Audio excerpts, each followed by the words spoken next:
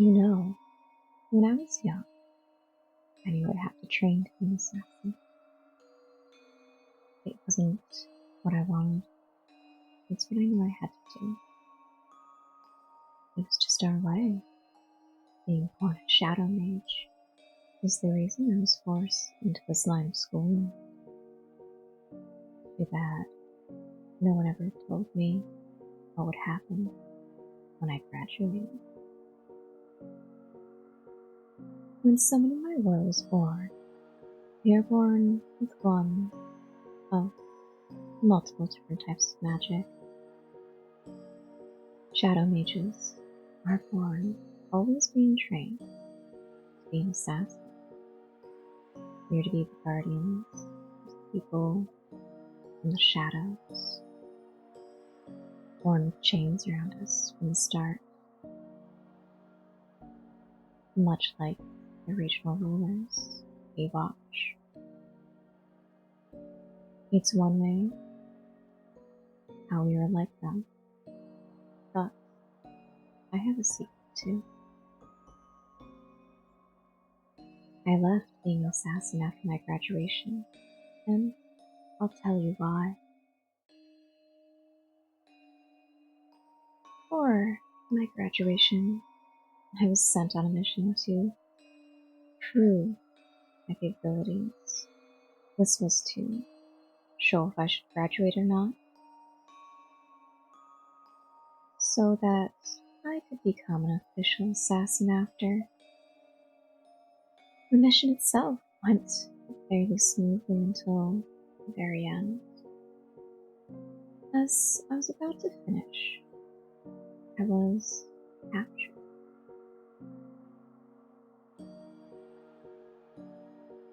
From that moment on, I was subjected to torture and forced to live in a cell for an unknown amount of time. There were no windows, and it was closed. From there, they tried to use those methods to obtain whatever information I might have, such as whom I worked for, as well as anything else. Days passed into what felt like weeks, and weeks bled into what felt like an eternity. Eventually, I did great, and when I did, I was brought to a room where I thought that would be the end. After all, assassins only so good for as long as they keep their mouth shut. Only from there to find my old mentor who had trained me, and I was told that I passed my graduation even though I spilled the beans. The graduation was to see how long you could withstand confinement and torture. Quite the ordeal, right? And well, that was it. I was out. I was done. I never wanted to be an assassin to begin with, but that wouldn't stop the council from calling on me to work as one. After all, we shadow mages can hide in plain sight.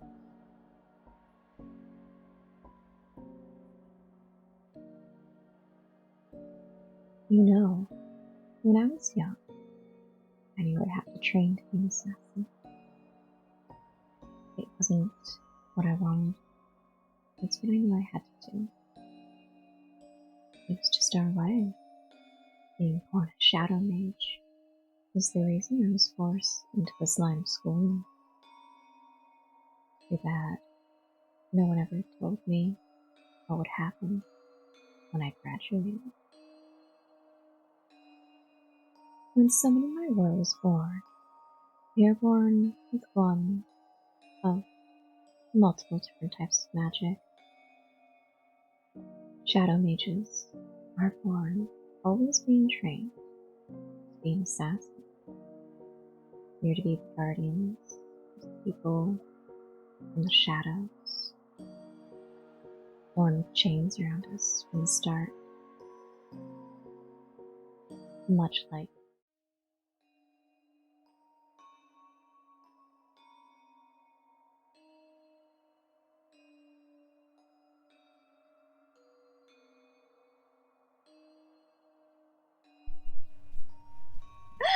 Okay, now you can hear me. What's that supposed to mean, huh? Let me just make sure you guys can hear me real quick. Because, you know, everybody needs a good scuff stream once in a while. Anyway, okay, you guys can hear me. Yeah. Forgot to turn my mic on for a minute. Bravo me. Let's start our stream as scuffed.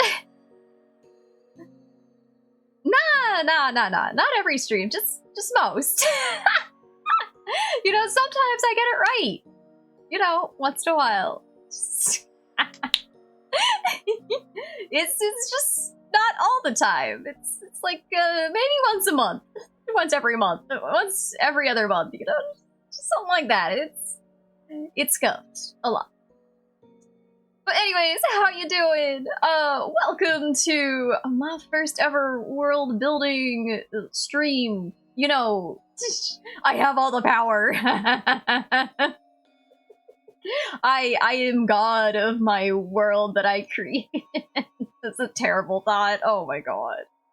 I will teach you all how to be gods of your own worlds. Whether you be a terrible god, a benevolent god, or, you know, just one that's just like, whatever, I don't give a fuck.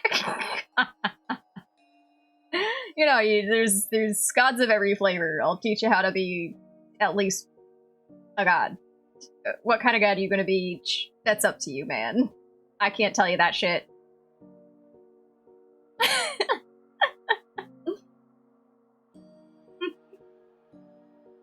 Oh, I'm sure. I'm sure they would. Let's face it. The followers of the world that I have created, yeah, they don't believe in God, so as far as they're concerned, I don't exist. So I guess I'm the I don't give a fuck God. I just gotta throw y'all in here and you gotta fend for yourselves. Yeah.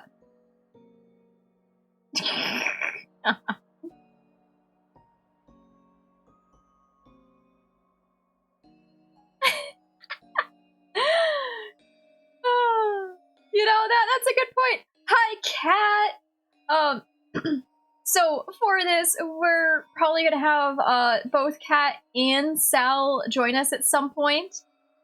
Oh, that sounds good. I know that's your favorite food.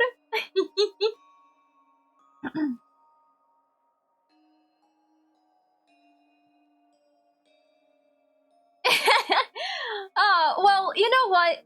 It already smelled like a piece in here anyways, because you joined Kane. Let's face it. It already smelled like that. Oh. Hey, out of all of us, you the biggest piece, man.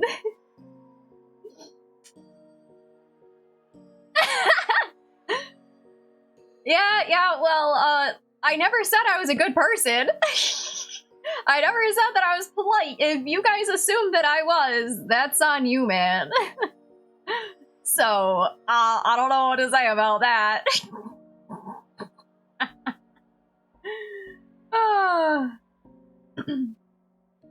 But yeah, like I said, we're all gods of our own little worlds that we created.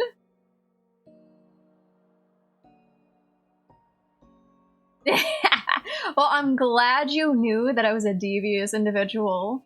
I'm quite mischievous, too. It's probably why I make a bad god. It's also probably one of the reasons why I got, like, no worshippers in the world that I have created. Like, let's face it, they all be atheists.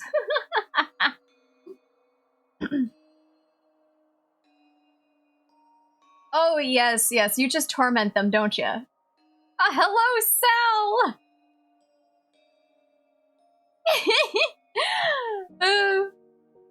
Yeah, I guess. praise to Sal. The trauma, yeah, the character development that just ensues because, like, you know, just tormenting them all. What you guys going and saying you to each other? Sal tells me to watch One Piece one more time. I will lose it. Oh boy, now that you've said that, Sal's gonna tell ya. Yeah, I gotta listen to your world building while I build my D&D boss. Oh yeah, well, okay. Anyways, you guys distracted me. Oh my god, this is gonna be so chaotic already. Like, I'm just already distracted by chat. Oh boy, you guys gonna like cause me to go completely off rails here. Like, I set up bulletin points and everything to be set for this stream, and you know what? It's already delved into absolute freaking chaos. A harvest is kidney strike. Oh my god. Okay, well, when world building as a new world. Ah, you bumped me. Ah, it's a finger food. Oh. Yeah, I'm just eating the finger here. It's there's no booping. All right, sounds good, Kane. Thank you for the lurk, much appreciated. Anyways, so for world building, you want to start in one of two places. It's either you start on the world itself, or you know, you start on the character that the world is going to be centered around. All right, sounds good, and much love right back to you, my twin. Okay, so yeah, once you pick one of those 2 points, it's a very good start. It's a good. Okay, hold on. Let me start that over again. My brain started going faster than my mouth. Okay. Anyways, once you pick one of those 2 points, you go and you're like, yes, you can eat in VC. I do not mind. So once you pick one of those 2 points, you're going to start figuring out which other points you need to connect. So, like, say you do your character first. Now, you want to keep your character fairly vague, because if you have it too hard set before you start building the world around it, you could potentially absolutely fuck yourself over. So get, like, basics down. So, like, for instance, say you know your character's name, you know the race, and other general facts. That's a good start. Don't overdo it on your character just yet. So, like, you get the name if you can. If you don't have the name, that can come later. Is not the most important thing. If a race is helpful, especially if you're not necessarily going to just go, you know, human, because that is going to freaking affect you on so many levels when you start doing the actual world building. Like, say, like, for instance, you know, with me, I'm a fae. If, you know, I was like, I'm going doing this, and halfway through, I was like, you know, I wish I didn't do that. Like, just make sure that your character is easily moldable, like a wet piece of clay. Because let's face it, you have it you just have a ball of nothingness for your world, and if you have a hardened piece of clay for your character, it's gonna make a mess. Like, you're gonna have to almost like crash that thing and then start over. So, like, wet piece of clay idea for your character to start, okay? And then from there, you just kind of start building the world. So you want to have a very basic idea of what you want your character to go through. Like, say, an idea of the journey. So and this just makes it much easier, say, if you need to change anything. So, like, general idea. Your character is going to go on a journey, and at the end of the journey, they find some amazing thing about themselves. You know, that that gives you the basis of, for instance, that idea. You're going to rely very heavily on character development. So, like, the self-discovery thing. Or maybe your journey is finding some amazing mythical treasure.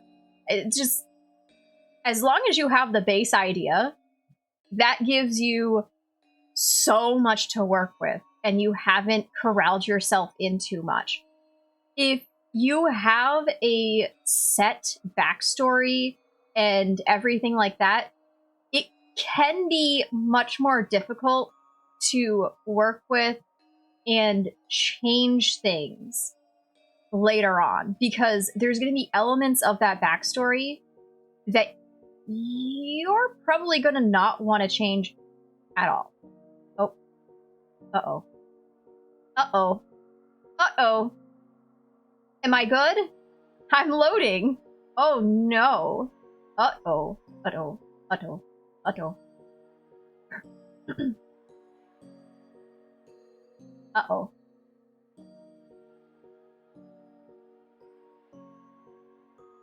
Oh boy. Hold on. Hold on. What's going on? This is bad.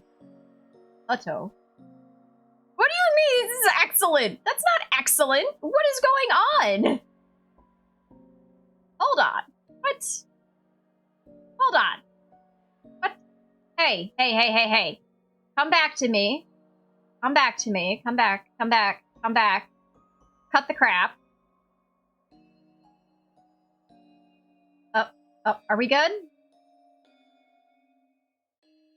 I know, I know. Oh no. Ah, why is the lag so bad? Yes, speed up the lag for me, guys. Crush it. Crush the lag. Oh boy.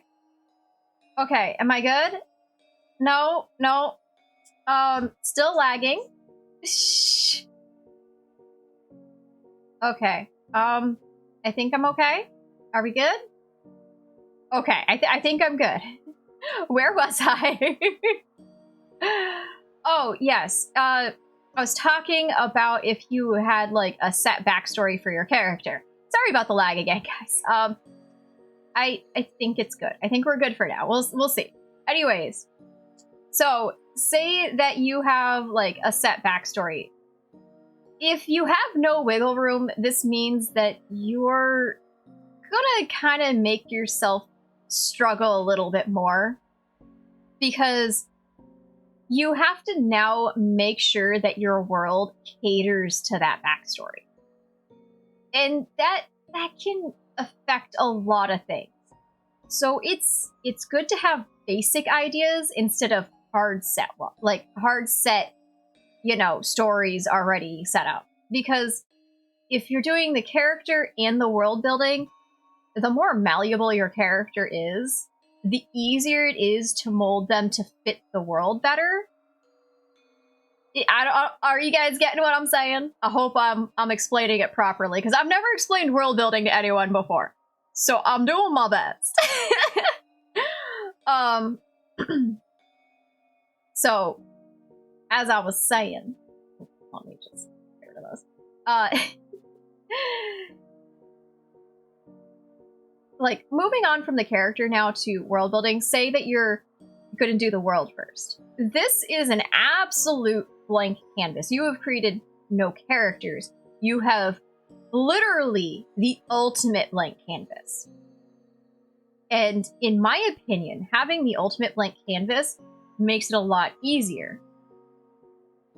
For the simple fact of, once you have the world like 50% done, and then you start building your character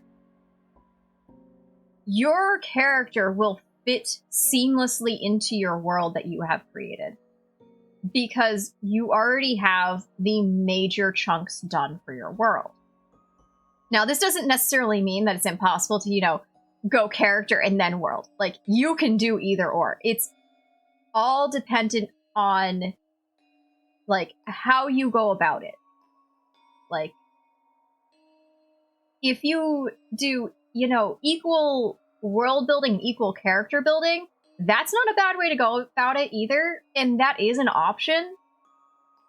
But you're still going to pick one of those two parts to start with. So, like, most VTubers, at least, obviously they're starting with their model 90, or I want to say at least 80% of the time.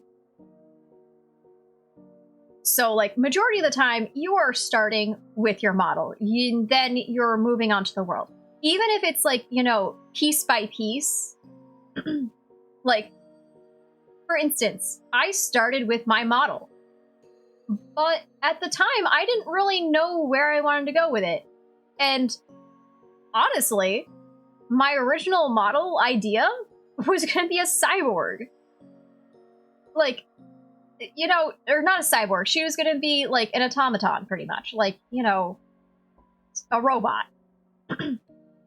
That was my original idea for my model, was that she was going to be a robot. And as time went on, I didn't like that idea. It changed. And so I was like, let's go Fae. Because why not? Yeah, you were there from the beginning. Like, so anybody who's here, like, actually been here from day one, like almost 3 years ago now, they will remember my pastel goth, you know, robot girl.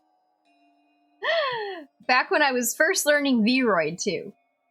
So there has been a lot of evolution, and what I did is I started with my model first, had absolutely nothing, did a little bit of work on my model and her backstory, but then took massive leaps in world building. And by doing that, it has caused my model to change drastically as I've built upon the world. And as I've built upon the world, I've built upon my model as well. So, for instance, I started with my model. And then I built upon the world. And then, as I built on the world, I had my model kind of catch up. So it was always... So it started model, then world, do more world, model catch up a little bit, and then I would keep kind of doing that. And that's kind of how I'm doing it. So, like, for me, I am doing now lots of world building, and right now my world building is at X and my model is at Y, which is a little behind my world building. And there's a lot about my world and my model I have yet to reveal to you guys, because I'm waiting till I reach certain milestones to reveal all of this. Why? Because I like to hide things and make things fun. So, you know, I guess you're gonna have to wait for something.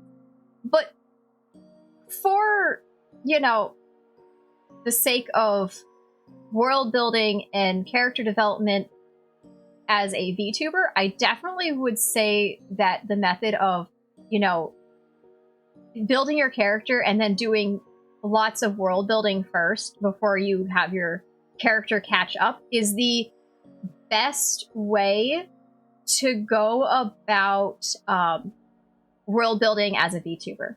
Hello, Zach! And it's so stinky because you're my footrest. Let's face it, my feet are always, like, just on that footrest. So the cloth has become stinky. You should probably wash yourself.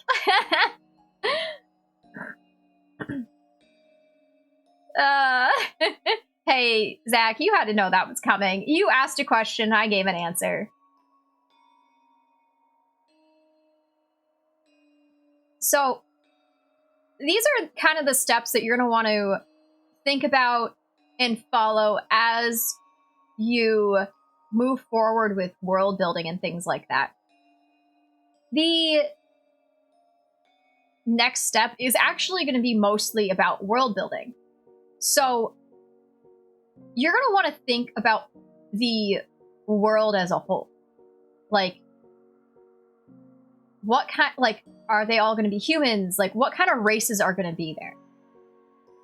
And then you're going to want to think about, are they more leaning towards science, or maybe they're more of a magical, it's more of a magical world, things like that. And depending on which way you go will also, like, it doesn't even necessarily have to be magic or science. It could be like somewhere in the middle.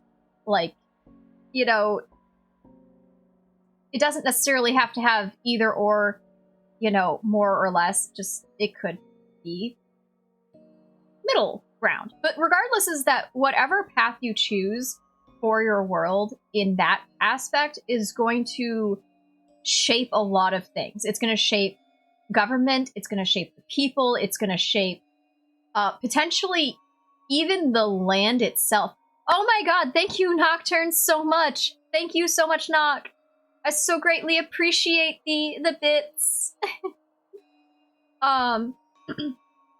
Everyone's dancing. Or no, wait, they weren't dancing, they were jumping. They jumped.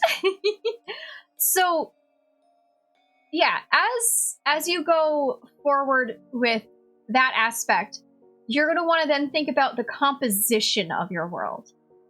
And with the composition of the world, you're going to want to think of, hey, how is my world going to be? Do we have the same day-night cycle as, like, for instance, Earth? Because you're going to want to use Earth as, like, a model for when you shape your world. And the reason why I say this is because it's a habitable world that we know and live on, right? So I know I'm breaking, you know, all the walls down right now talking about, you know, Earth and living there, but you know what, whatever. This is world building. It's fine. I'm gonna break the fourth wall all I want. And, you know, go out of character to some degree. Regardless, within this, you're gonna really want to think about, you know, the... Hi, Kat. Nice of you to join us. How are you? So Kat has joined us. I'm going to be helping to lead Kat and Sal through their world building experience. This way you guys can kind of get a firsthand example maybe of, you know, the process. So Kat, I know that you don't have much planned for your world, but I know what race your model is. So she is a demon cat. And so for your world, do you have the separation of Earth and Hell? Is, like, are all these demons on Earth? Like, do you have any idea of that or not at all?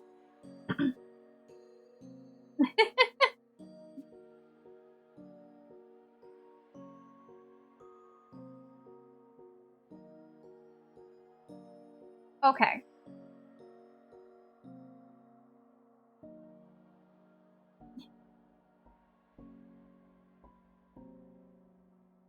Okay. So I'm going to assume that you don't have names for these realms, which is perfectly fine. Oh, hydrates. Everybody's getting hydrates. Oh, thank you for the health check. Much appreciated for the health check. Chat needs to hydrate. Mods need to hydrate. That includes you, Kat. All right. Yeah. Well, yeah. Honestly, you guys were free to join whenever you wanted. Oh, I'm lagging. I know. It's decided to lag again. Oh boy.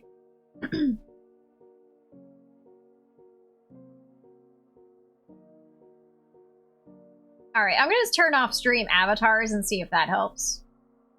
Because it might be a no stream avatar kind of day.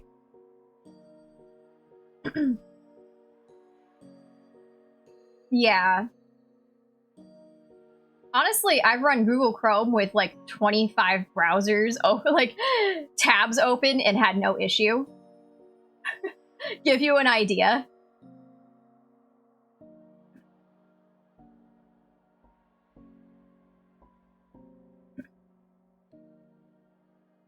Yeah. Oh, no, I think you're right. Yeah. Oh, sorry. Oh, 1 sec. There we go. Now they should be able to hear you. Sorry about that, guys. So not having a super stuff stream today. Okay, so anyways, you have 3 realms, and from there, like, obviously you don't need to worry about naming them at this time. That can be a much later date kind of thing. So what you should focus on is the realm that your model is currently from and is currently living in. Like, so, you know, where they've stayed, like, they've decided to kind of live. That's the first place that you want to flesh out. Oh, okay. Because if you, like, say you start in a realm that they have no connection with, may never go to, or it's kind of like a minor thing, it's going to take up way more time than it should, where you can be putting your focus on a more important area. So I would definitely say start there. So, question. What realm is your model currently living in? The main realm. Okay, so the main realm. Mm-hmm. So, since you're in the main realm, you're going to want to think about the composition of that realm, maybe how you can move between realms, and, you know, all of that kind of stuff. Because I'm sure there will be talk of, you know, times where one individual might go from one realm to another, so you might want to have that kind of semi-fleshed out. You don't necessarily have to have it completely set, but you'll want to think about the government as well, because this will dictate like laws and things like that as well. It is in like kind of medieval-ish, I guess medieval era, so there's monarchy and stuff. Okay. That's the government I'm holding for, but I also like I have a little notebook of like story ideas. It's basically empty. It just it is empty. I just have sticky notes of the races I want there to be. Okay. Which is like 9. Okay. So in the area that your model is currently living in, what is the major race? I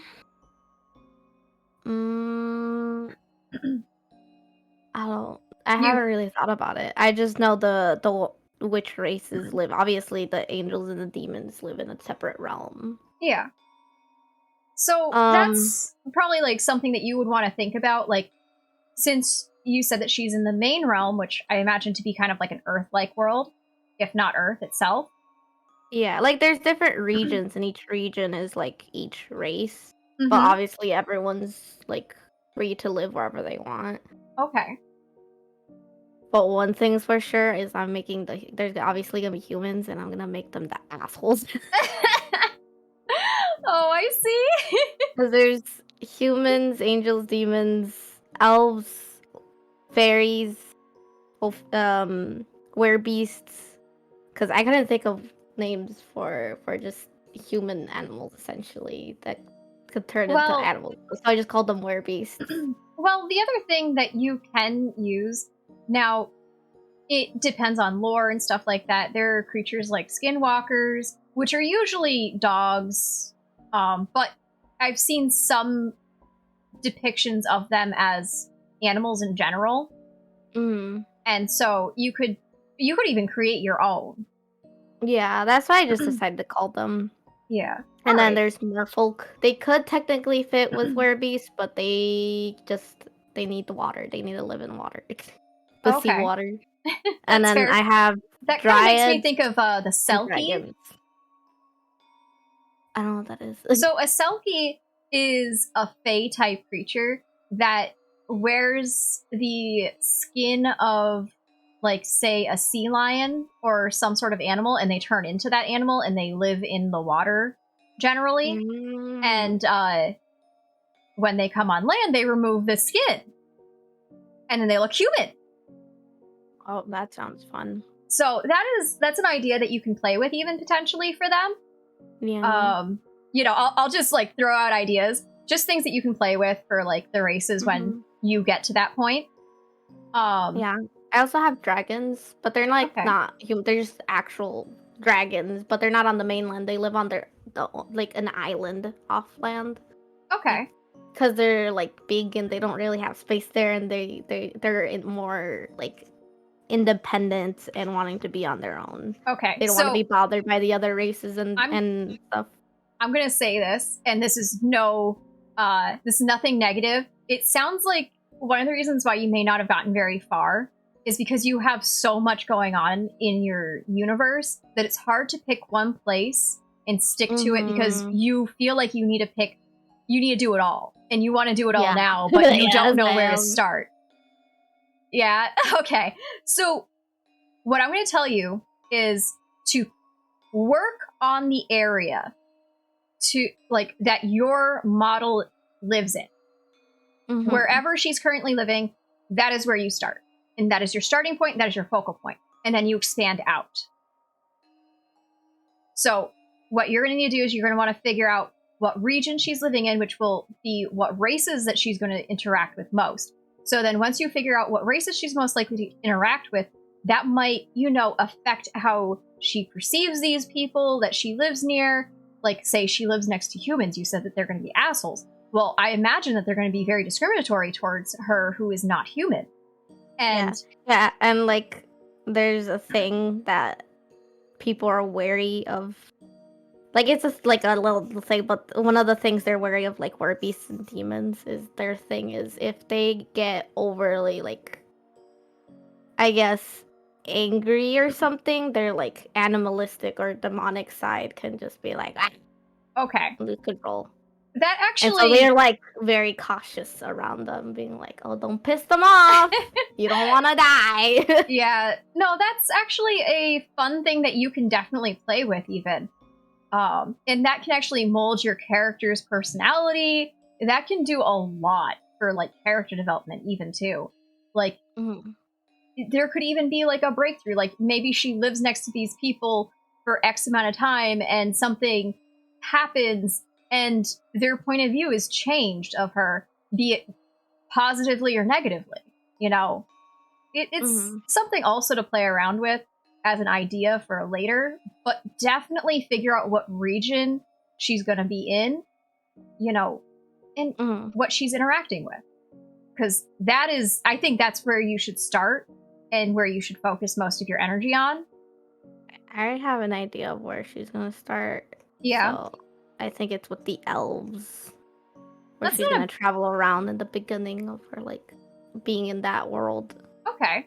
So I imagine she's going to travel around mostly the elven cities, towns, things like that, correct? Okay. And also because like that one, I think, love interest partner that she has and loses is an elf. Okay. So that makes a lot of sense. So it seems like you have a good base. So I would definitely say, start at the beginning of the journey in that area. And then, like, you can even go and work backwards as you're working forward, kind of thing. So, like, say you start working on the next steps. Once you have steps A through B done, like A, B, C done, you can go backwards and, maybe work on some of her backstory from before this time. And, start connecting things in a kind of almost linear pattern. Now, when you said like having a backstory can make it tough, I'm like, I have an idea, but it's not like solid. Okay. So I can still play around with it. Yeah, you can definitely more easily edit things because you don't have it, locked in. Yeah. Like, the more malleable your stuff is, the easier it's going to be. Oh yeah, it's all flexible because I never wrote it down. It's just in my noggin. Oh, I understand that. So yeah, definitely work through that region and like kind of map out her route almost throughout that region before she leaves. Once you have kind of an idea of when she's going to leave the elves, like that area, you focus on the more... Oh, I'm lagging again. Oh, no. Yeah, it's... Okay, it's going to be one of these streams. At least you're not lagging in BC this time. Yeah, right? So, you know, happy for the small things, but it's like... Oh, are we good? Okay. I think it's Twitch that's lagging. Because I'm looking at OBS, and OBS is fine, but Twitch keeps lagging, and it's just like, oh boy. Oh, no. So I don't know if this is a Twitch issue, or what, but like, I'm kind of thinking it might be a Twitch thing, because I'm not lagging through VC. Okay. Anyways. But yeah, definitely map out the course in which your character is going to go through. Don't set it completely in stone because it might need to change a little bit to fit the details that you're going to be adding in along the way. And say, you know, it doesn't make sense for her to go to town B, but makes more sense for her to go to town E. And be like, I'm going to have her go here instead. And, you know, that's obviously going to affect the route that she's taking. Which, you know, malleable. You gotta make sure it's a lump of clay. Nice wet lump of clay. Okay. And then once you're happy with the details and everything, you can kind of solidify it and be like, okay, I'm good, I'm happy with this, we can move on to the next step. And then once you have your character's whole journey done, and you have like that one region done, like during this time that you're going and mapping out the region and having your character move through, you're going to want to be like, okay, well, who's going to be the monarch? How are the laws going to be set? How are the people going to, you know, act in each... Figure out the government, yeah. Yeah. So you're going to want to have all of that planned out. You're going to want to, you know, think carefully. I've had vague ideas for, like, the races of how they're going to be. And, like, when I looked up dryads, they said that they were peaceful people. So I'm like, I'm just going to have everyone be like, nah, leave them alone. Leave them alone. Dryads are quite interesting creatures. Usually people that turn into trees or plants and stuff like that. In fact, in a lot of lore, and you're free to use this or, you know, change it however you want. They usually live in like a grove. Like something that they protect. And, you know, yes, they are generally peaceful, but I would imagine that if their grove is threatened, that they'd become fairly hostile. Yeah, actually, I thought of like, cause I thought of they could be under the dragon's protection. Like, you know how nations are under protection of other nations and blah blah blah and all that stuff. I thought of dragons being under their protection because dragons can't really use magic. They can just, you know, do the fire breathe and fly and stuff. Well, could I offer an idea for you? So there are creatures that sometimes have a hive mind. There's actually trees and other plants that repopulate through their root system. What if your dryads are actually born from a singular tree and are of a hive mind? And then from there, this allows them to more easily work together to protect their home. This could also give them tools that, you know, they might not have had otherwise. Like, even ways to fight back and protect themselves. Yeah. I just like the idea of them being, like, protected by dragons, because since they can't necessarily heal themselves in some way, if they're ever, like, badly hurt, so the dryads, they're, like, welcome to heal other people. Dryads are their source of healing, so that's why they're under the protection of the dragons. Okay, that's fair.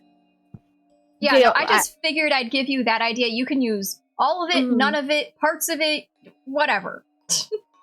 I just simply want to help you out and, you know, throw out ideas. help to lead you to the answers that you need, like you're trying to find, is my only goal. Mm-hmm. So I see your point. but I have actually in D&D sessions created entire hive mind races, and they're actually a really fun concept to build because they're usually both simple and complex. So usually the most complex part of them, in my opinion at least, is where the hive starts. So for, like, say, illithids, which are from D&D, usually there's like a giant brain or something that, you know, controls them all. They're all hive-minded. And I've actually hive-minded elves before.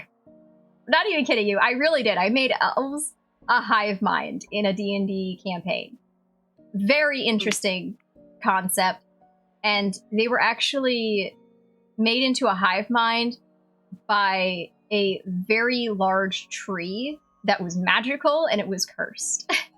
And so thus we love a curse. the elves that lived next to the tree were cursed, had some plant bits connected to them because, you know, it's all cursed. It's a literal cursed forest with hive mind elves.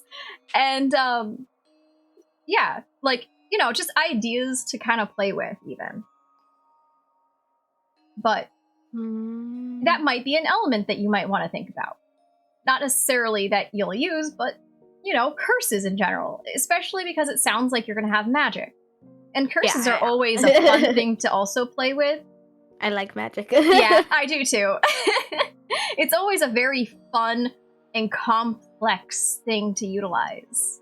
Yeah. You know, when you mentioned gods, I didn't really think of a god that they could, like, worship or something. Because I'm just like, well, they can't really say heaven or hell or anything because there's a demon realm and the angel realm, and they're just there. You don't die and turn into a demon. You just, it's just death. It's just darkness.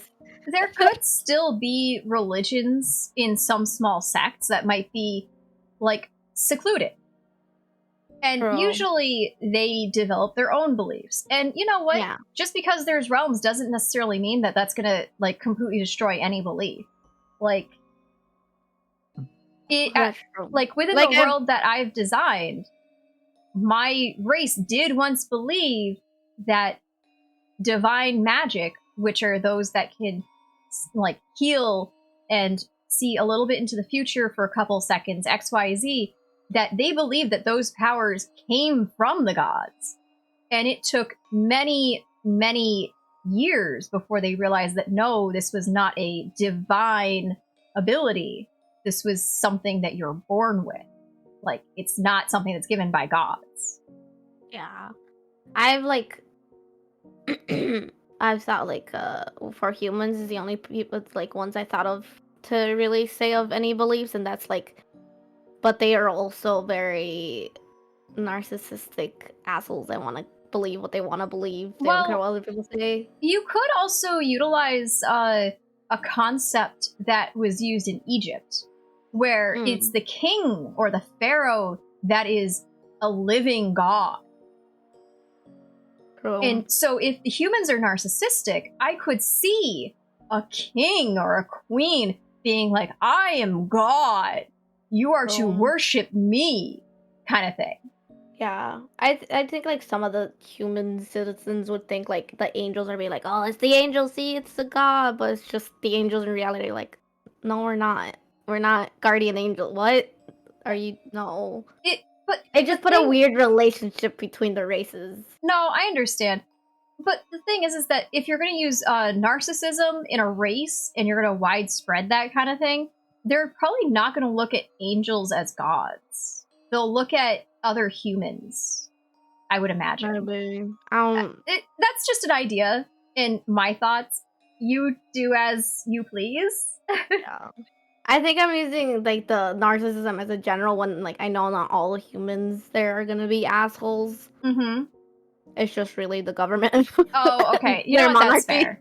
That's fair. But even still, like, if the monarchy is like, majority of them are narcissists, you're probably going to have at least a couple here or there dotted throughout. They're going to be kings, queens, whatever. They're going to think they're gods. They're going to believe it. And they're going to want their people to believe it. That's true. So, idea for you to, play around with when you get to that point. But since, we are going to be in the elven territories, we should probably focus on that more than the humans. Focus on that. So, like, for humans, or not humans, but for elves, general state of affairs and, like, how the general populace is going to view your character is something that we should probably think about, Yeah. Mm-hmm.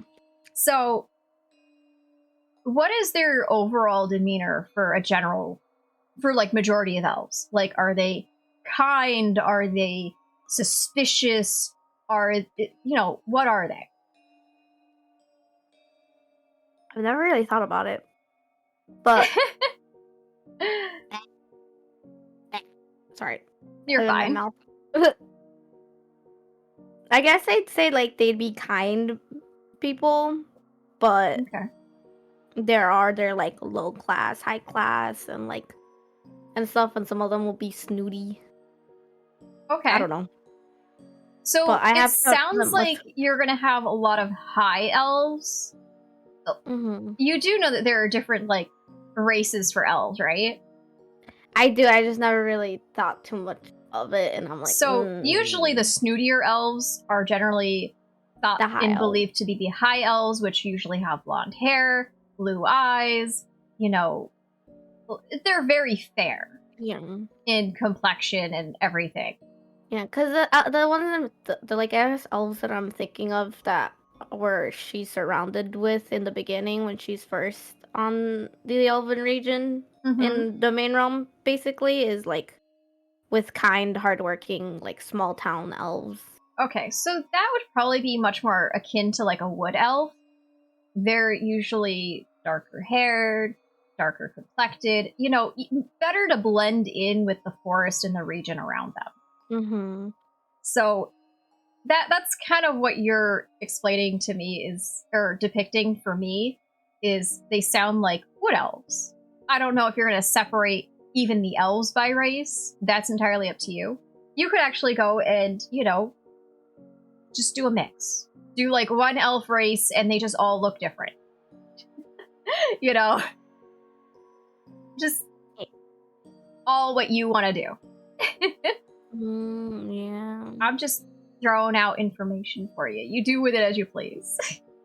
Because I do see like sun elves being like a bit like obvious, especially that like high class elves to be a bit more discriminatory and stuff because they think they're better or something. I don't know. So the other thing too is that at least with elf races, D&D wise, they have different age ranges which they live. I don't know how long you plan for your elves to live or anything of the sort. So, that's something else that you want to think about. How old is the race? How long does an individual generally live on average? Things like that as well, because that's also going to affect their personality, because the longer you live, the more you know, the more you learn, and the more that can happen to you in your life. Okay. Yeah. So that's another thing to take into account with elves. Elves are an interesting race. It's the same with like fairies or fae, because fairies and fae are the same race. They're just depicted differently sometimes. And fairies or fae, in some lore, they live forever. Others, they live thousands of years, just kind of like elves. So that's another thing to think about, because elves and fae are generally very similar in a lot of aspects. Mm-hmm. So once you have the elves built, it might be easier to say do the fae or the fairies, because you'll have a base to kind of work off of. And if you don't want to do that, start from scratch. Build a whole new race, essentially. It's kind of what I did. I'm probably gonna do that. Like, for instance, my model don't look like any fae that is in any lore. Yeah. Like, Because, like, there's, like, besides having to do a lot of things from scratch, the one I'm, like, I'm dreading is the magic system. so, magic system doesn't necessarily have to be complicated. Magic, in a lot of respect, is very similar to science. Mm-hmm. And so if you think about it like that, you can make it much easier. Yeah. Well, there's a lot of different ways that you can do magic. Mm-hmm. So since magic is going to be a very big thing in your world, you might want to also think about that before you move out of the elven area when you're working. Because like that's going to affect a lot of stuff. Yeah, because I know like there's a lot of shows and stuff that show like either you know how to use weapons or you know how to do magic or heal, and that's that. You can't do both. But I want to implement both because I'm like, nah, bro, if you want to learn magic and be a sword user, go ahead, pop off. In D&D, like, there's actually a specific prestige class, and it's called the... Oh, wait. I was going to say the wrong name because I was about to say a Pathfinder name, but that's not the right one. It's Eldritch Knight. Mm-hmm. And so that is actually an arcane mage that's also a swordsman. And it is pretty much someone who has mastered X amount of, arcane ability and X amount of swordsmanship to be able to utilize both wielding a sword and magic at the same time. Yeah. What do you wish was stronger, Dante? Oh, the Eldritch Knight. It can be a interesting class. Yeah. Mm-hmm. Yeah. Like, oh, sorry. You go. No, go ahead. I was gonna say because like if the people wanna like specialize just in swordsman play, they can, but if they don't, they don't. And if they want to specialize, they can, but if you want to like implement your magic in your archery or your swordsmanship or your polearm work or claymore, then you can. Yeah, that's my thing. I want to make sure happens. So one thing that you could use as an idea is special magical materials that you can actually channel magical abilities through. And that might actually help with, the design of a certain weapon that's meant for someone who also uses magic to make actually wielding magic with a weapon significantly easier. Yeah. Yeah, I've done... So, Dante, I think one of my favorite builds when it comes to D&D is a druid bow spec fighter hybrid. Let me tell you, it's broken. It's very broken if you take certain crafting abilities, like, craft traps, craft Fletcher, being able to make your own bow, stuff like that. It can be broken. I see. But anyways, back to the world building. Got distracted there. So, where was I? Oh, the idea of you having special magical, like magical artifacts. Yeah, so they're not necessarily artifacts. So, say that you have a metal, for instance, that is maybe not as durable as a forged steel, but it allows you to channel magic more easily into it. So, like, you could have a sword that has maybe that metal running through the center of it, and the forged outside is, in fact, the forge steel to, protect the soft core on the inside. And this allows the swordsman to channel their magic through it as they fight in battle. I've talked about this with my brother too at some point, and he's pointed out things that I need to pay attention to, like the cons of it all. So I'm like, oh yeah, one con of thing is limited mana in the person, but how would the mana work? Mana. It's not, you're not pronouncing it wrong either way. It can be pronounced either way. So I'm going to use the world that I created as an example, and it does use magic. It's so heavily infused with magic that the magic has caused people to mutate. So the interesting thing about the magic within my world is that it actually comes from the user's very being. Like, they are born of magic. They are pretty much a magic being through and through. Now, the world is so heavily dense in magic that it's not mana that they're lacking in, because they could literally pull that from the world. It becomes a mental drain because the way their language is designed and how they cast magic, it is, yes, innate, but at the same time, it is a mental drain because they have to specifically imagine exactly what they're trying to do at any one time. So it drains them significantly mentally. And so everyone's mental capabilities of utilizing this magic is limited individually. So say you are compromised emotionally, this now means that you are handicapped using your abilities. In fact, one of the things that makes children extremely dangerous is that because they don't have that level of control that an adult has, they have to be given a pendant to essentially stop their magic should they become so over emotional, because they could kill someone by accident and not mean to. Like,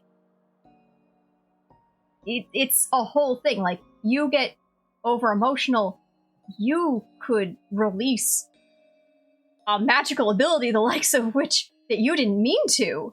Like, you're essentially creating everything within your mind. A temper tantrum could kill someone. Yeah, exactly. So it's not the magic that's limited, it's the mental capacity within the person. And so because you do use a lot of magic, this is maybe a thing that you can think about utilizing. And one of the things is that I have designed an entire written system now for my language, and they have to learn those specific longhand way to write, because that allows them to have exact, precise control of their magic, in allowing them to specifically envision what they want perfectly. But a child doesn't have that knowledge yet, which is why they become so much more dangerous. Yeah. So things and ideas for you to play around with. I know I used my world as an example, but it was the easiest thing for me to give an idea on. Because a lot of times with a lot of magic heavy worlds, they utilize magic circles. And usually they need a magic circle to perform magic. And in some cases in these stories, some mages can move beyond these magic circles, and they learn a specific spell so well that they can envision it in their mind and they can cast it. But imagine the drain that it takes on you mentally to continuously draw that in your mind. There's so many components that you can use for magic, it's unfathomable. But for mana, however you want to pronounce it, that is definitely a concept that is hard to give structure. In fact, it might almost be easier to think of mana as a bucket. And the mana you're pouring into like water. So the bucket is different sizes for every individual, and it can only hold X. And that bucket fills. An idea that you could utilize for gauging the amount of magic an individual has is maybe they get a tattoo when they're young. And, the color of the tattoo tells them, tells all people, like, where their magic levels are. Or maybe it tells them, like, it's almost like a battery gauge or something like that. I don't know. I'm just throwing ideas out there for you. Yeah, I thought of, sorry, I was very quiet because I was just writing things down. Oh, no, you're fine. It's like mana, like you had it said in your world is like a mental draining thing. Mm-hmm. Mana, for how I thought of it in my world, would be like a stamina, like kind of like another stamina thing, or it just in general is part of your stamina. Okay. Like how much, what's it called? Stamina, I'm just gonna say strength you have or something. Okay. But like each person is born with a certain amount of mana. Mm-hmm. Like low, middle, high, or something. But they can work to improve it. Like you can work to improve your stamina, like working out, so you can get like stronger stamina and all that stuff. Okay. So they can do that with magic. Yep. But they also have to like they can take like magic classes and stuff if they want to learn to unlock it. Next question is that if they deplete their magic, will it kill them? If they deplete it completely, will it kill them? Because in many cases, that is something that can happen. Like in like a lot of stories and stuff like that. That's something you might want to also consider. Like depletion of all magic, is this going to kill them? Is it going to weaken them significantly if they reach this point in their magical use? In a lot of cases, if they get to a certain point in their mana, like it's very low, they get very tired. They're visibly exhausted. Mm-hmm. Is that something that's going to be the case? Yeah, I think so, but that's I guess if it was to like an extreme extent, then maybe. So I haven't really thought of it, but I'm they would throw be this out as an idea, and this is also something that is often utilized. Is that some people, once they deplete all their mana, they get very tired, but they can tap into their life force as a magic user and expel that in exchange for losing years of their life. It would be one of those things that you use in a dire situation of probably like life and death. Something massive like that. I don't think I'd put the life force thing in mine.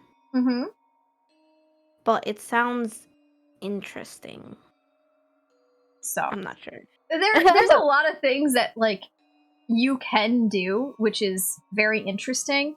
The other thing is that are you gonna have different are you gonna have like magic separated out through like different types? Like I had mentioned arcane and divine type magics. They're very different magic types if you look D&D wise.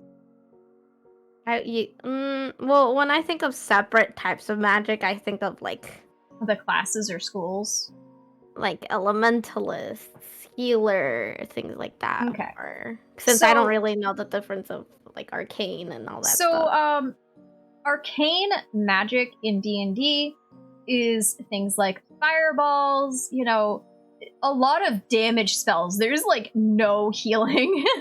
Oh.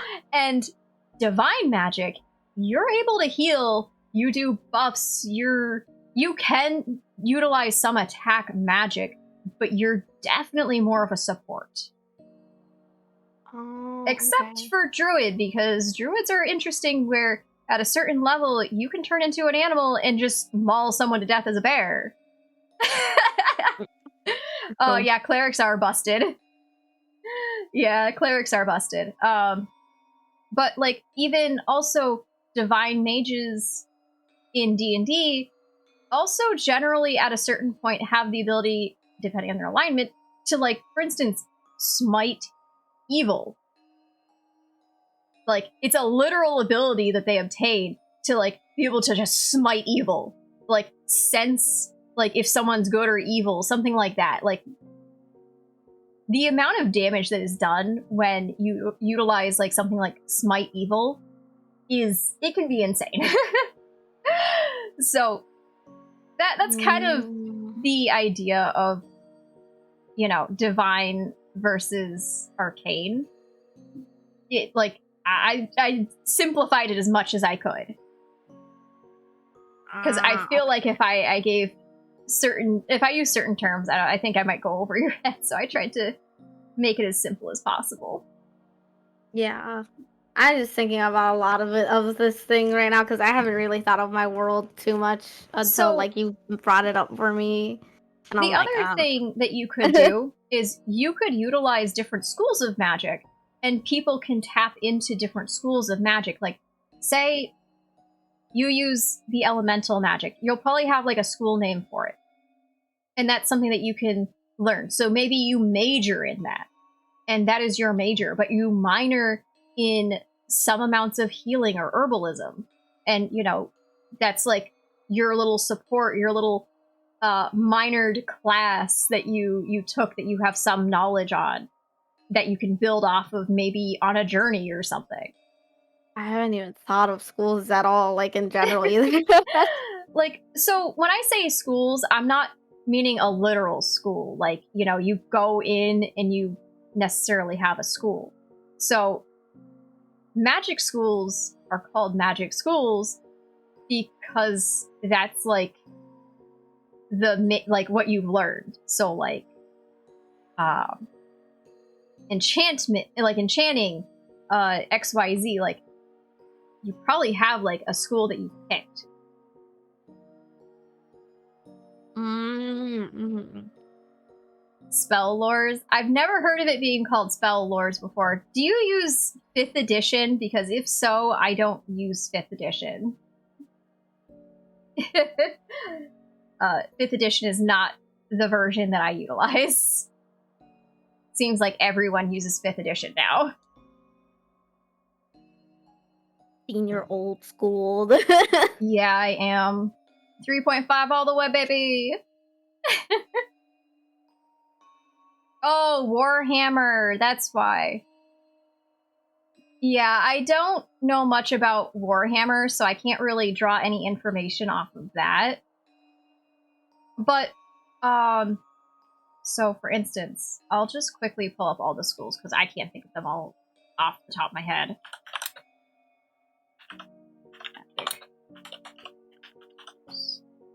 Alright, so for the magic schools, you have abjuration, alteration, conjuration, divination, enchantment, illusion, invocation, and necromancy. And so, like, these will be like, say, abjuration will have a spell list all to itself, and it's called a school, but it's just classes of magic. Like, you know, just what the magic is classified as.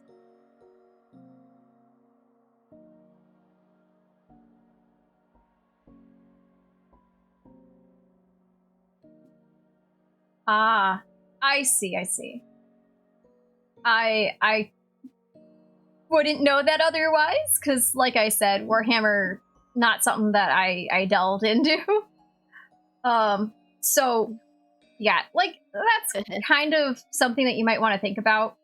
And, you know, maybe you don't have, like, schools of magic. You just have it generalized. No, reading the part where each of which has distinct flavors to it, and it's like winds of magic. I only think it's just like this magic with a spice of salt. Hey, you know, like cooking. Yeah, no, it is your world. It is your magic system. You're gonna have to kind of think about the core that you want from it, and then kind of build off of that.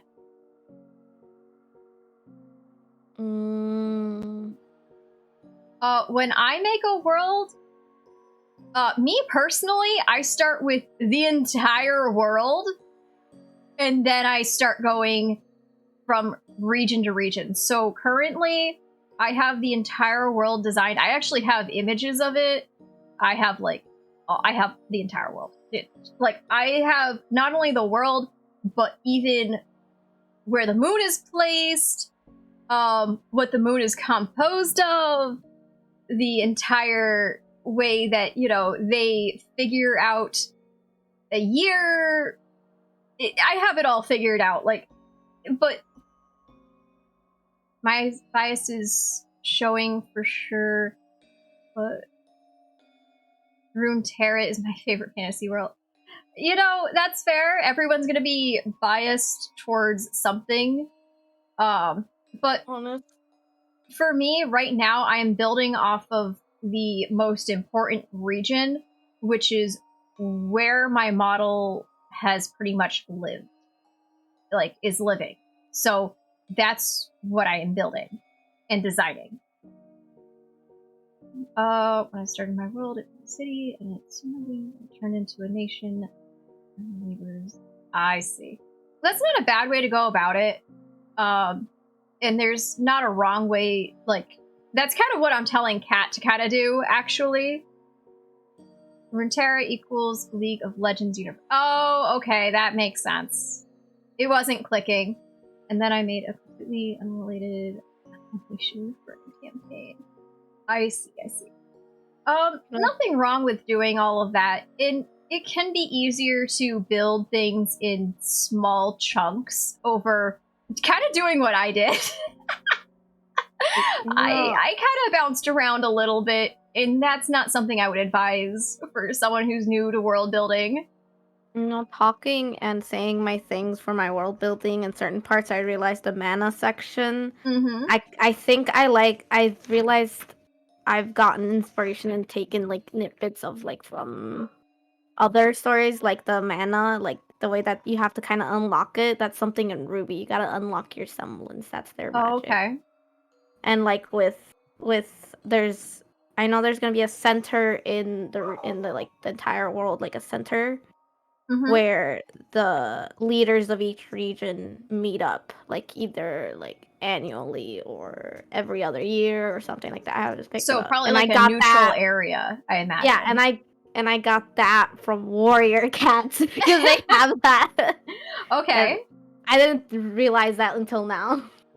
Yeah, no, it's not a bad thing to take inspiration from other worlds and things like that. For me, when I decided that I was going to essentially irradiate my entire world with magic, I had to come up with a whole new way for depleting magic from my from all of the individuals, because let's face it, if your entire world is irradiated with magic, you're not going to run out of magic anytime soon. Mm-hmm. I had to come up with something new. That was my idea for fixing it. But yeah, no, definitely pulling inspiration from other places, especially if you're kind of new to building an entire world, is actually a very good way to start and can help so much. Because it kind of gives you little building blocks, places to start. When I first started world building, I heavily relied on D&D, specifically 3.5, for kind of helping me figure that shit out. But I've also been a DM for a number of years, and I played D&D for a number of years, so that's also helped a great deal. Definitely would advise, looking at as many other stories and worlds and how they create things, and see what you like as inspiration and kind of work from there too. What you're doing now, even if it's not intentional and you're pulling ideas and inspiration for your story from those places, it works. In fact, it's a common tactic that people use. So, I'm very big of okay.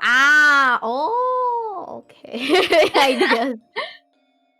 Well, it's not plagiarism if you're using like 1% of the entire idea, or even like 5% of that idea.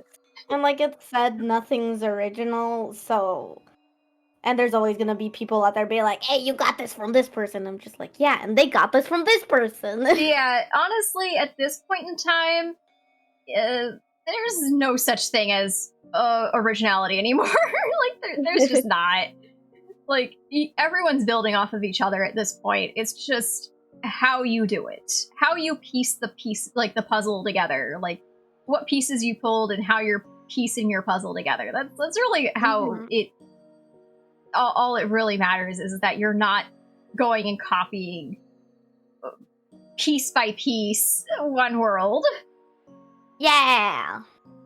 Like, I got an idea or two for my world from like other things. Although the black hole idea nearly destroying the world, and how I irradiated the entire world because of it.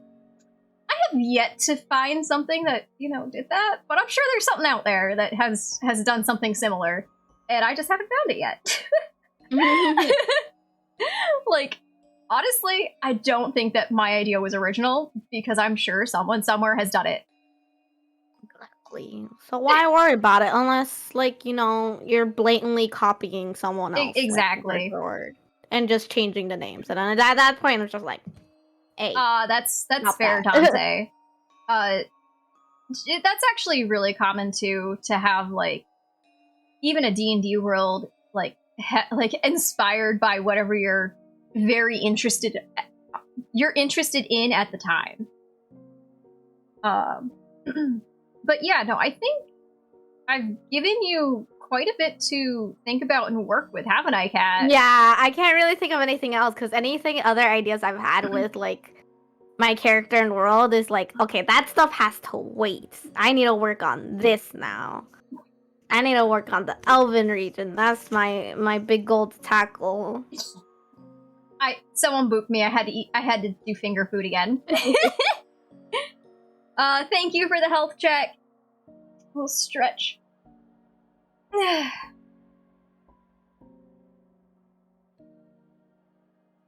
Yeah, definitely work on your elves. Kind of, figure out their society, how they would interact with your character, all that kind of stuff. Yeah. Excuse me, burpees. Yes, elves can be very hot. Like, let's face it. I don't blink yet. Well, yeah. But to be honest, I'd be excited. I'm gonna be excited once I reach the werbeasts. I feel like your character, after what you've explained, is gonna have a lot of things in common with the werbeasts. Yeah, she is a hybrid, but when she goes into the realm, she goes in at like a young age of 16, I think, or something, 14. Okay. But with, what's it called? Amnesia. So she doesn't even know she's a demon. So no one knows she's a demon, because the only thing they can see is the cat ears and tail. Oh, okay. I gotcha. So yeah, whenever her demonic animalistic side comes out, people die, and she's terrified of herself. Yeah, no, that makes sense. I could see why she would be terrified of herself. Like, that is completely fair. Like, I actually kind of implemented a similar idea with the more carnivorous fae from my world, except not quite to that extreme. Yeah, like that's why I'm glad some of my chat isn't here, because they're not supposed to know that Cat's a demon. Oh, not yet. Well, guys, shh. you've been let in on a very big secret. Nobody tell. Don't tell. It's lore that's gonna be implemented into stream, so don't say anything. The demon cat girl. Yes. And I know that you're working on new outfits. Great. Yes, that too. I've got an idea for that. Like, I have an idea as to what it might look like too. And guys, if you want to see what that looks like, you gotta go and follow Kat over here. I will definitely. Once my procrastination, depression, ADHD, and paralysis goes away, it's game over for everyone. So yeah, definitely, go check out Kat. Being either extremely happy or drunk or both. What? Boy. I don't really have any other shout-out command other than the raid one, so we're gonna have to pretend that we got a raid. And you guys gotta go check out Kat. I should probably, actually add something. It doesn't. Another kind of message command. I'll do that another day if I remember. We'll see. I'll probably forget. Let's face it. I have your stream pulled up too, and I saw my little clip of my Marshall shot that I was very proud of. Oh yay! I'm glad I was able to share that with everyone. I'm still eating my ceviche. Okay, I understand. I hope you sleep well when you go to sleep. Thank you. Yes. When I get off stream, I'm probably gonna pass out. Let's face it. I went to bed at like 5 this morning, and then woke up 4 hours later. Oh no! Actually, me too. I fell asleep at 5 in the morning. I could not sleep last night, even though I went to bed sleepy. Once my head hit the pillow, I was like wide awake. Oh, I understand that. Oh, you had 3 exams? Well, you definitely should get some rest. You deserve it. Exams are... They're so draining. Yes. I in school. I hated exams. My nose is itchy, and every time I itch my nose, my model goes and like moves, and her boobs just bounce. Yeah, I have to ask it. Like my SATs, the thing that colleges looked at, and they say like, you should really think about the questions. My math part, I guessed everything. Yeah. I didn't even think about it. Just circle, circle, circle, circle, circle, circle. Unless I actually knew the answer, I'm like, okay. Yeah, I got you. Oh, I know. You guys are complaining so much that you know of the booba bounce. Oh, I know. Someone booped me not that long ago. You're gonna have to wait till the cooldown's over.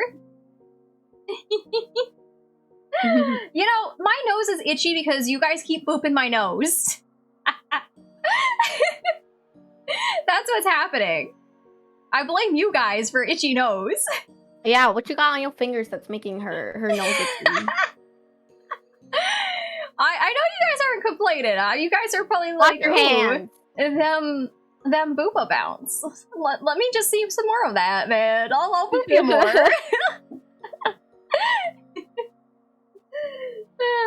Just gonna call you guys out a little bit on that. 'Cause why not?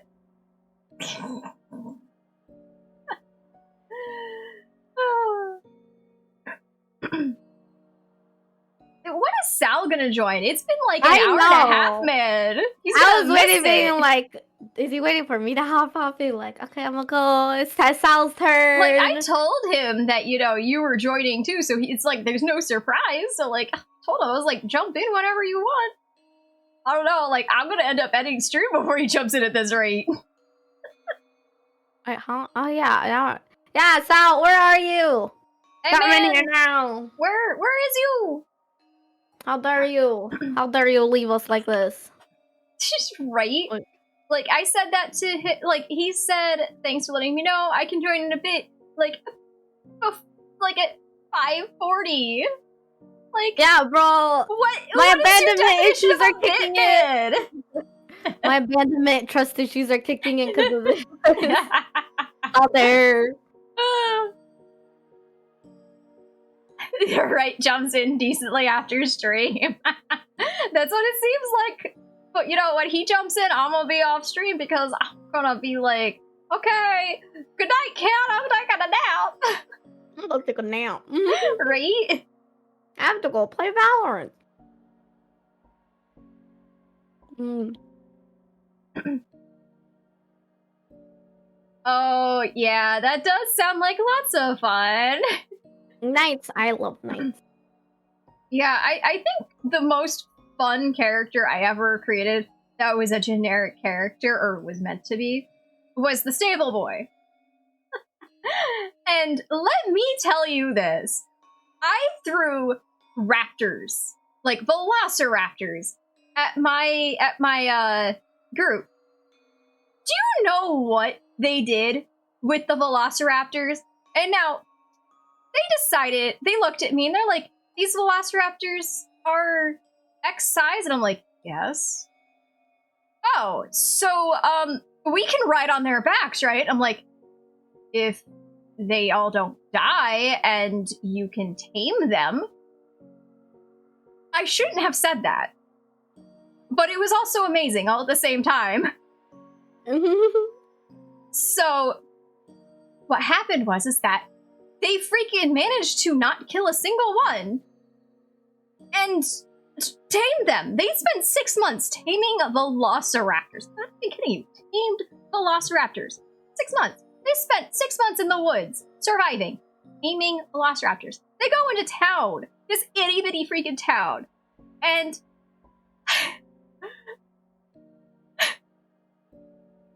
yeah, pretty much. So they go into like this town, and they're stopped by guards, and the guard is like looking at them because one of them is a demon, mind you. One of them is like of demon lineage, so looks demonic. Looks at them, looks at their mounts, looks at them, and says, your mount's gotta stay outside of the town, guys." And waves the Stable Boy over. And the Stable Boy comes over and practically pisses himself and trying to take the velociraptors to the stable. Literal wet spot on the boy's trousers because he failed his save. Yeah, he failed his save. And this poor boy, I should have just... the poor boy. That's all I could really say. Can you imagine being that scared?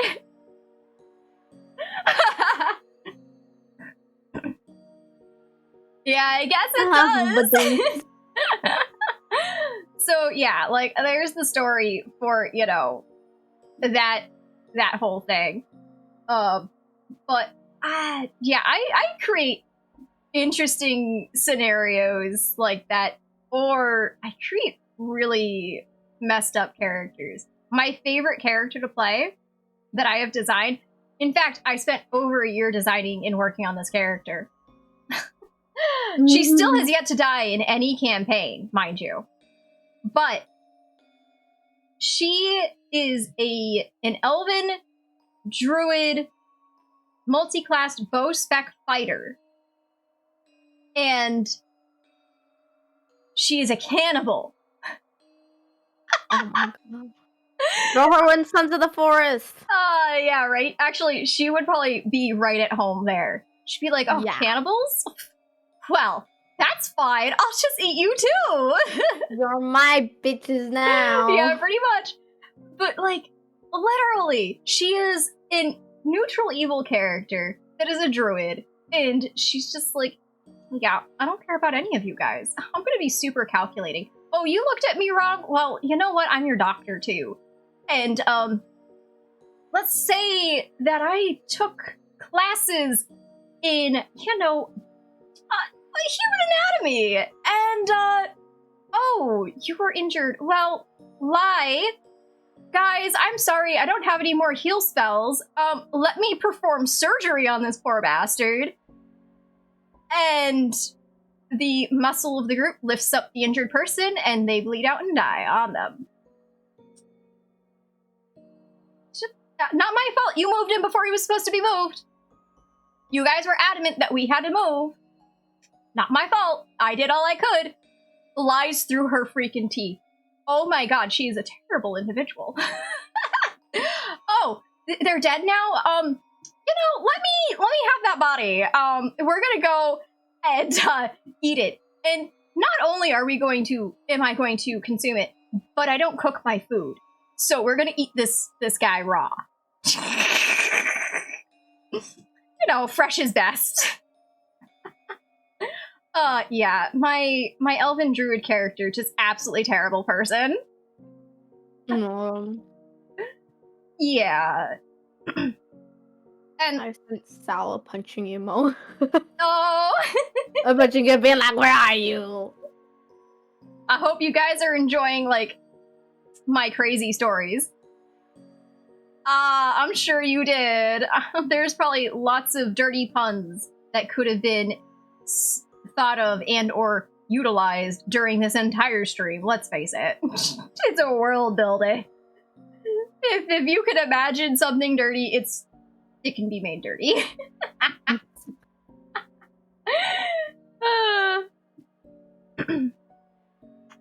But yeah, like, since actually, we got like a lot of stuff spoken about in this one stream. Like, we glossed over so much crap. In 1.5 hour, like 1 hour and 36 minutes. Right? I'm okay with, you know, some 18 plus jokes, but if it's like something that's gonna like get me banned, I'm not okay with. Let's just put it that way. If it's something that could potentially get me or you banned, let's not say it. Yeah. I'm okay with, you know, a dirty joke here and there, but as long as it's not haha. right. If it's funny, it's actually tasteful. Let's put it at that. I Then think it's the fine. most 18 plus I ever say is with like the gifted subs, like places, like, you know how like, it's like number 1, number 2, number 3. Do you know about it? I think you've heard me say it. Yeah, I think you have actually told me that, but oh my god, Dante, that was great. Thank you so much. That was actually not as 18 plus as I was thinking it might be. Oh, I just oh my god. I think that was tasteful. I think that was fine. Okay. That was a good one. I like that. But yeah. Well, I guess I could touch on language creation a little bit if you guys wanted to hear about that. Obviously, language creation is a little more complicated, and I'm not ready for that. definitely something not a lot of people are going to be into. It's kind of a very niche aspect. And keep in mind, I have been working on my language for like a year. I had started it, didn't like it, scrapped it completely, and then started over from the beginning. And I must say, I am much happier with the design now than I was before. So, to give you an idea, language creation is probably one of the most, in my opinion at least, one of the most difficult aspects of world building.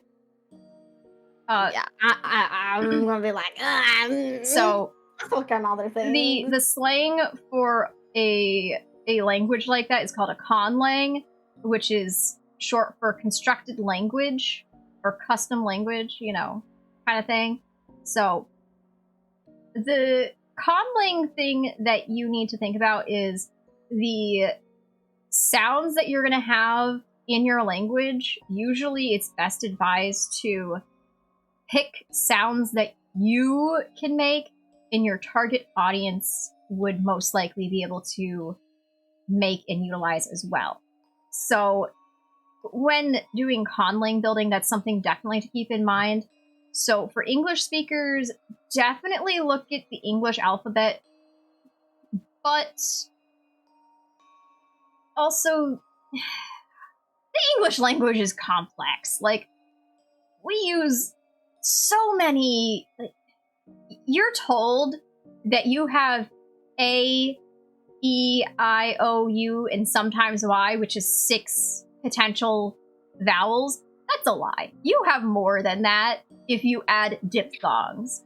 Oh my god, the number of diphthongs that the English language utilizes is absolutely ridiculous. In fact, you have almost 20 some odd vowels to utilize in just the English language alone. Like, yeah, like I didn't even know what that word was until you told me, Dana. yeah, so diphthongs are combined vowels like the word hound, layer, liar, things like that. And so those vowels connected to create a new sound is in fact a diphthong.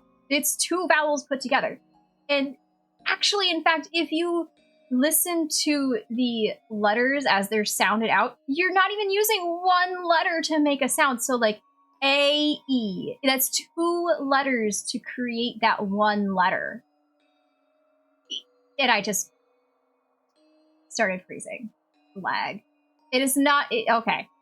It's definitely a Twitch thing, because, yeah. Oh boy. Are we good? Oh no, we're not good yet. Okay. Twitch. Come on, man. Stop with the lag. Okay. Nope, it's gonna be like, okay, we're gonna lag a little more.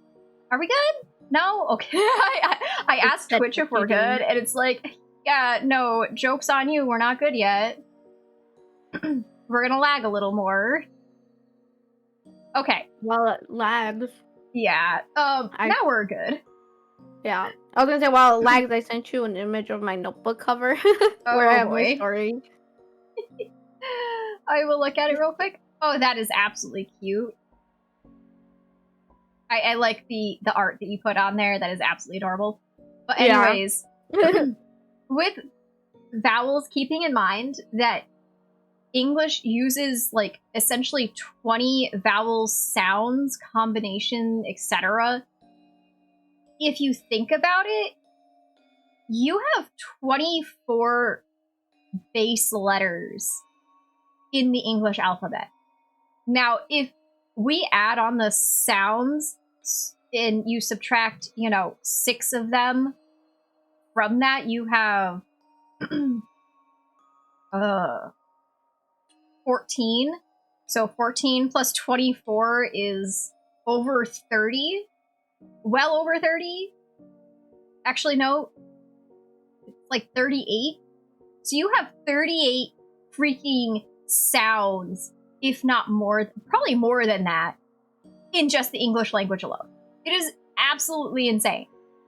And in fact, generally with language creation, when you do build it, it's best to start with fewer, consonants and vowels, and then build up and add as you need to. My current language is at 20 total vowels and consonants, not including diphthongs. And there are, I believe, 6 diphthongs in my language. I actually dropped a lot of stuff. So I tried to simplify it. I'm still working on it. It's going to be a long work in progress because I'm literally making an entire lexicon or a dictionary for it breaking the whole thing down.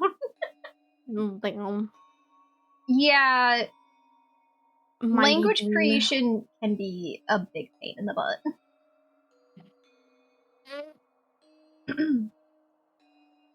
Saul is still nowhere to be seen. Yeah, I think he might have fallen asleep. I would be surprised. Like, him, you know how I normally fall asleep, and then I'm like, oh, I'll be up in like an hour, like maybe 2 hours, 4 hours later. Him, he's like, I'll be up in like a half hour. An hour and a half later, he does what I do. Oh my god.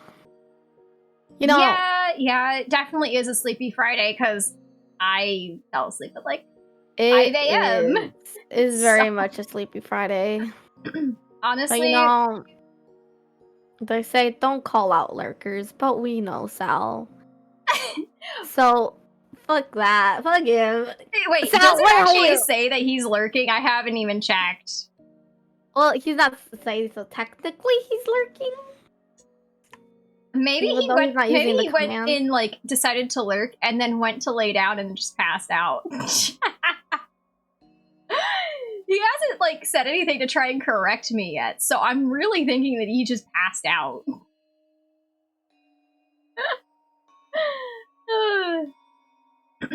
Yeah, the stream is definitely going to end long before he makes it here. So, one thing that I would like to do is I would like to try and do this type of stream, like, once or twice a month. And, you know, maybe do, like, a Q&A to help with world building once in a while as well. Also, the other thing, too, is in June, I want to do the whole avatar review design thing that I did almost 6 months ago now. Because I did that, I think, back in December. So, like, in June, I would like to do that again. I think that would be fun. Yeah, it was. I actually ran out of people to review at one point, and so I switched over to a game. And then someone submitted, like, their model last minute right as I switched the game. So I have their model locked and loaded. Yeah, for they're going to be the first ones, I think, when I do that again.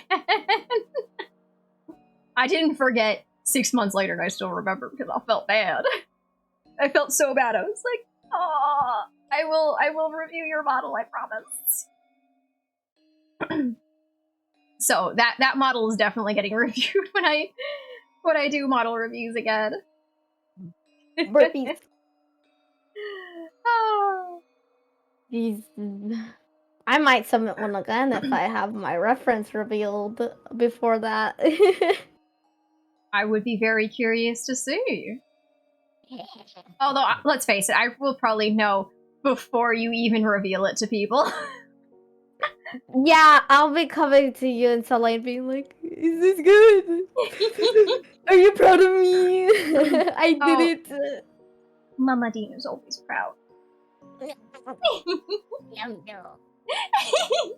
just become a little gremlin? Yes. My precious gremlin. Let's be honest, I'm gremlin 24/7. That's fair. That is very fair, but still. And I especially just had my ceviche.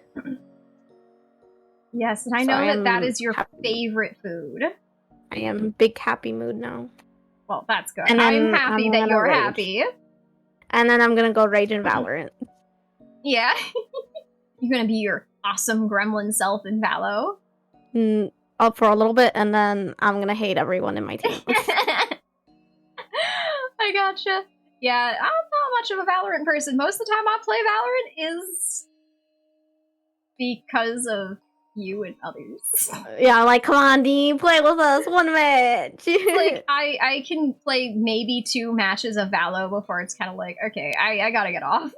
Yeah. I'm good. I've played all my first-person shooter for the next month. Yeah, how long has it been since you played now? Oh. I think it's been like almost a month and a half, going on 2 months. Yeah, I think he did join once. And I was saying, like, anyone want to play? I think I joined for one of your streams, because you would ask. I think that was the last time. Yeah, I think so. I'm definitely not a Valo addict. Definitely. Like, literally, I think it took me 2 months to get my first agent. My first free agent. Oh, you got KJ too, right? Yeah, I did. Yeah, because you liked her. Yeah. I don't know. I like the people where I can just kind of like throw shit and be like, okay, I'm gonna just like hang back and be like, oh, good. Me not frontliner. I you know, I just be support. I also bad gamer, so you know, there's that back too. mean, yeah, you can defend yourself now in Sons of the Sons of the Forest. How long did that take me? 2 months. Well, I can tell you how many hours. Yeah. Let me see. Where's Sons of the Forest? I have I'm blind. Can't find shit. Oh, there it is. I have played almost 50 hours, so it took me at least 40-ish hours. Probably 45 hours. I have exactly 100.1 hours into this game. Oh boy. Yeah, no, the game that I can probably play the best, that I have been playing a lot of, is I have started getting really good at Oxygen Not Included, and I've gotten to 160 hours. Sheesh. Well, Oxygen Not Included is a survival, very thought-based game that you build off of. Like, you have to, like, take into account so many things. Like, you get into a pre-generated world. You have to take into account all of your duplicates' needs and, like, their skills and things that they like and what they're good at. And then you have to take into account the world that you've been generated into and try and make sure at least one of them survives. Yeah. And on top of that, then you got to think about, you have a whole automation system that you have to deal with. You have to keep in mind heat generation from everything that's powered in any way, shape, or form, or creates power. And there's just so much going on. And then, like, as you dig, sometimes you hit hotspots, and you've got to now go and figure out a cooling system, and you got to, you know, calculate for food. And oh my god, the thing about it, like, the people who designed this game made it extremely, like, stimulating for the brain. It is a very much Dean game, and Dean loves the game. Dean likes games like this.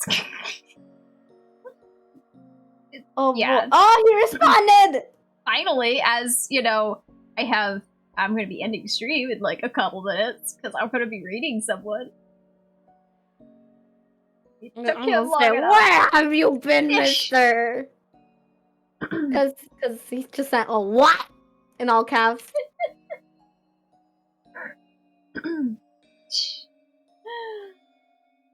Oh. I'm gonna interrogate him now. Be like, Oh, where have you been, boy. mister?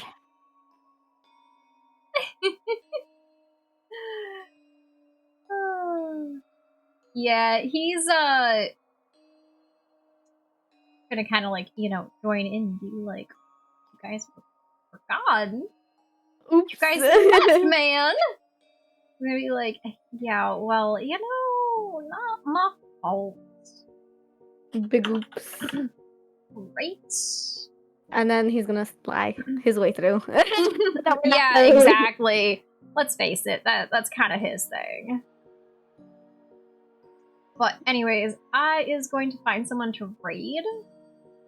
If you guys know of anyone, feel free to, you know, suggest. Otherwise, I just want to find somebody.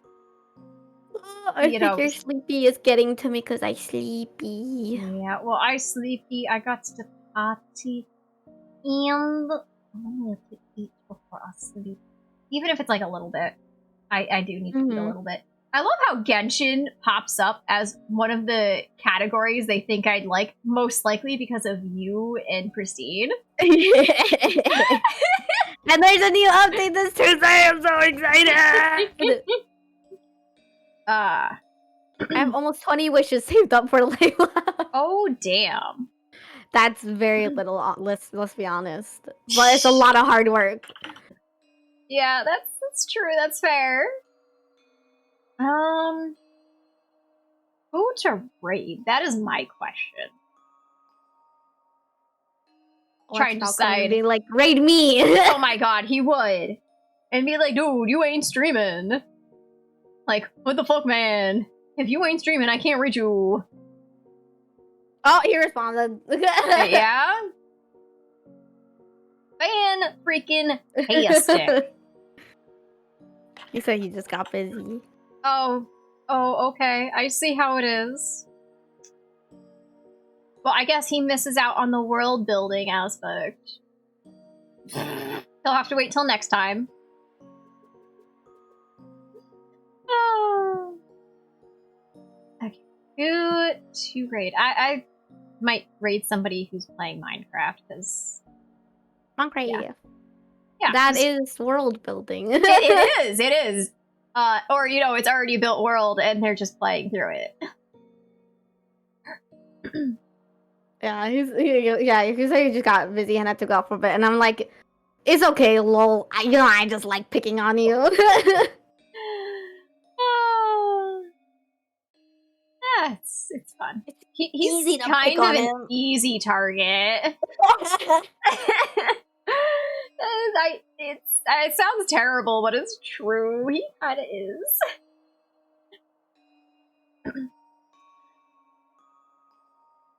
Thank you. I hope you have a nice evening as well. I'm still trying to find someone to raid. Oh, this person has a very... Let me see how long they've been streaming. Maybe this person... Oh, they haven't been streaming that long. I've never rated this person before, so we shall see. Okay. Yeah. Anyways, we're gonna start our raid. Those who are joining the raid, there are your raid messages. Thank you all so much for coming. Have a wonderful day, night, whatever fucking time it is for you. And as always, sweet nightmares. Bye-bye. It doesn't let me copy it. There you go. No! I couldn't copy it.